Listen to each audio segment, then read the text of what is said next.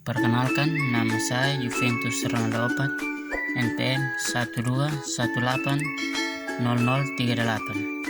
Fakultas Pertanian, Prodi Agribisnis, Universitas Timur. Materi yang saya bawakan, teori perdagangan Hekster-Ohlin. Teori Hekster-Ohlin pertama kali digagas pada tahun 1920 oleh dua ekonom Swedia, yaitu Elie Hekster-Ohlin dan muridnya Bertil Ohlin. Teori ini mengajukan suatu premis bahwa suatu negara akan mengekspor barang yang memiliki faktor produksi yang berlimpah secara intensif. Suatu negara dikatakan memiliki faktor produksi berlimpah atau tenaga kerja jika rasio tenaga kerja terhadap faktor lainnya lebih besar dibandingkan rasio dari negara mitranya. Sedangkan suatu barang disebut bersifat pada tenaga kerja jika biaya tenaga kerja merupakan bagian terbesar dari nilai barang tersebut dibandingkan biaya faktor produksi lainnya. Hekster-Ohlin menjelaskan pola perdagangan dunia dengan mengungkapkan spesifik mengapa terjadi perbedaan harga antara negara sebelum negara tersebut mengadakan perdagangan di antara mereka.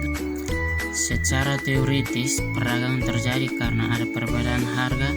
Ada beberapa hal yang dianggap sebagai penyebab perbedaan harga, misalnya faktor permintaan atau perbedaan teknologi. Teori Hekster-Ohlin memiliki asumsi-asumsi sebagai berikut. Yang pertama, terdapat dua komoditas dengan dua faktor produksi, yaitu tenaga kerja dan modal.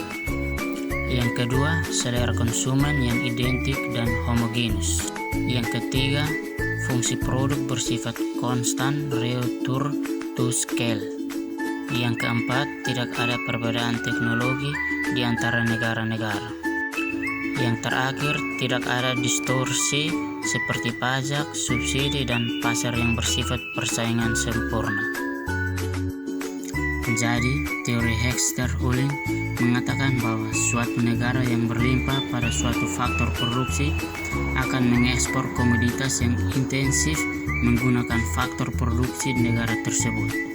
Sehingga pola perdagangan yang terjadi antar negara yang berbeda ketersediaan faktor produksi atau rasio faktor produksi modal terhadap tenaga kerja adalah perdagangan interindustri. Pola perdagangan ini juga yang terjadi antar Indonesia dengan negara-negara maju yang berlimpah modal. Ada pula manfaat dari teori Hekster-Ohlin adalah yang pertama, harga atau biaya produksi suatu barang akan ditentukan oleh jumlah atau proporsi faktor produksi yang dimiliki masing-masing negara. Yang kedua, keunggulan komparatif dari suatu jenis produk yang dimiliki masing-masing negara akan ditentukan oleh struktur dan proporsi faktor produksi yang dimilikinya.